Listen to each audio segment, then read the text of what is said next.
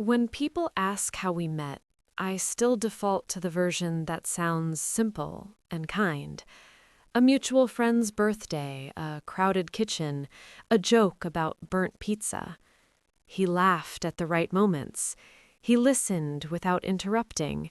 He remembered my coffee order the next time we met, which felt oddly intimate for someone I barely knew.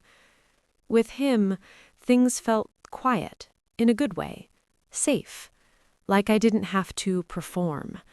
He texted good morning without fail, asked how my meetings went, sent pictures of his dog doing nothing in particular. When I talked about my family, he paid attention, not just to the stories, but to the emotions underneath them. He said things like, "That must have been hard," instead of trying to fix it. I remember thinking, this is what emotional maturity looks like. He didn't rush anything. He didn't love bomb me with grand promises. He just stayed, steady, consistent. When I hesitated, he said, "We can go at your pace." When I apologized for being anxious, he smiled and said, "You don't have to apologize for existing." That sentence stuck with me. I repeated it to myself later, like proof that I'd finally chosen well. Looking back, the beginning feels almost sacred. Not because it was perfect, but because it felt honest, or at least I thought it was. I felt chosen, not chased. And after years of relationships that burned hot and fast, that felt like relief. I trusted him early. I told him things I usually kept guarded. He held those stories gently, or so it seemed. When he introduced me to his friends, he was attentive, affectionate in small, reassuring ways, a hand on my back, a glance across the room. He made me feel visible. I didn't know yet how much I would come to rely on that feeling. The first time something felt wrong, it was so small I almost missed it. We were talking about a conversation we'd had the night before. I mentioned something he'd said, nothing important, just a passing comment, and he frowned slightly. "I didn't say that," he said. I laughed, thinking he was joking. "You did. We were sitting on the couch. You were talking about your sister." He shook his head, still calm. "No, I wasn't. You must be mixing it up with something else." The certainty in his voice made me pause. Not angry, not defensive, just sure. I remember feeling embarrassed, like I'd been caught misremembering something obvious. "Oh, maybe," I said. He smiled then, like it was settled. "You do that sometimes. It's okay." You do that sometimes. I told myself it didn't matter. Everyone misremembers things. It wasn't an argument. We moved on. Little moments like that started to happen more often. I'd bring up something that bothered me, and he'd respond with a gentle sigh. "You're reading into it. You're being too sensitive. That's not what I meant at all." Always calm, always reasonable, never raised his voice.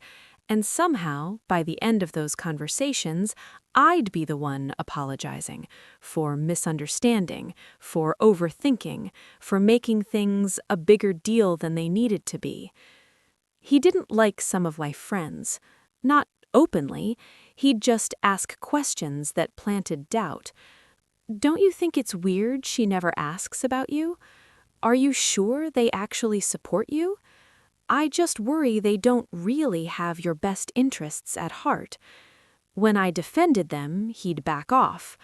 "I'm not saying you can't see them. I'd never control you. I just want you to be careful." That word, careful, came up a lot. I noticed that when I spent time with people without him, he grew quieter afterward. Not angry, just distant, like something fragile had been disrupted. If I asked what was wrong, he'd say, "Nothing." If I pushed, he'd say, "I don't want to fight." So I stopped pushing. I didn't realize when the balance shifted, only that at some point My inner world became crowded with questions. Did I say that wrong? Was that tone too sharp? Am I imagining this? He had a way of withdrawing that felt surgical. No shouting, no slammed doors, just silence. Messages left unread. One-word replies. A flatness in his voice that made the air feel thin. When I finally asked what I'd done, he'd shrug. I just need space. Space felt like punishment, but I couldn't prove it. He never said it was my fault. He just let me sit in the uncertainty until I broke. I'm sorry, I'd say eventually, even when I wasn't sure what I was apologizing for. And then, relief. Warmth returned. Jokes, affection, as if nothing had happened. Publicly, he was effortless, charming, attentive. People loved him. He remembered birthdays, helped friends move, complimented me in front of others. "You're so lucky," someone once said. I smiled. I believed them. Privately, he corrected me constantly. How I told stories, how I interpreted people's intentions, how I reacted to things. "You always assume the worst. You're too emotional to be objective. I think your anxiety is making this bigger than it is." When I cried, he looked uncomfortable. "I can't talk to you when you're like this." So I learned not to cry. I started writing things down, conversations, dates, exact phrases. It scared me that I felt the need to do that, but it scared me more that I couldn't trust my own memory anymore. Once, during an argument, I referenced something he'd promised weeks earlier. He stared at me, genuinely puzzled. That never happened. I pulled out my notes, read it back to him. He went quiet, then laughed softly. "Wow, you really keep receipts. That's intense." The shame burned hotter than the anger. I put the notebook away and never mentioned it again. The moment that finally cracked everything wasn't dramatic. No screaming, no threats, just clarity, arriving late. We were at a small gathering with his friends. He told a story about me, something personal, something I'd asked him not to share. Everyone laughed. I felt exposed, small. Later, in the car, I said quietly, "I told you that made me uncomfortable." He didn't respond right away. "I asked you not to tell that story."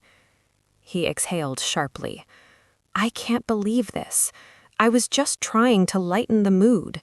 You're making me out to be some kind of villain." "That's not what I'm doing," I said. "You always do this," he cut in. "You ruin good nights by overreacting." Something in me went still. Not numb, clear. "I'm not overreacting," I said slowly. "I'm reacting." He laughed, short and disbelieving. "See, this is what I mean. You twist everything."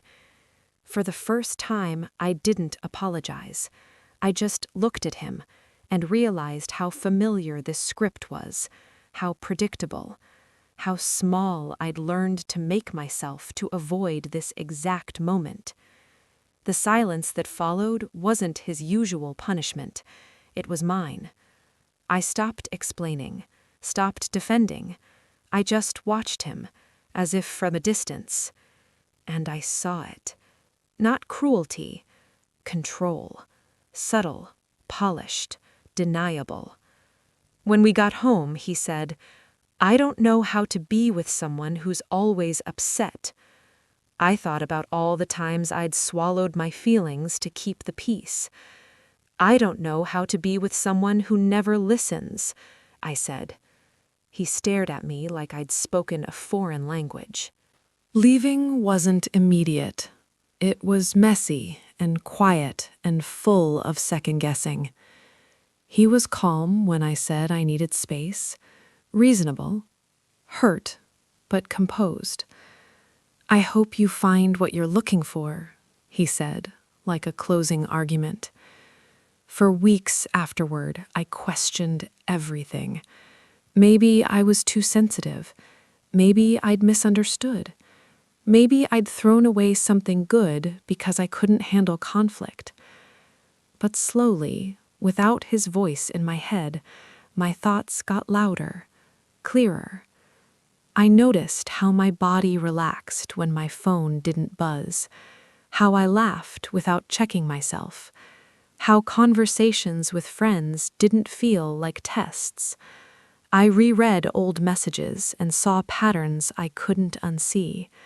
How often my feelings were minimized, how rarely he took responsibility, how often I was confused at the end of conversations that started with clarity. I'm still untangling it, still catching myself wondering if I imagined things, still resisting the urge to explain him to himself. There's no clean ending, no triumphant escape, just a quiet knowing.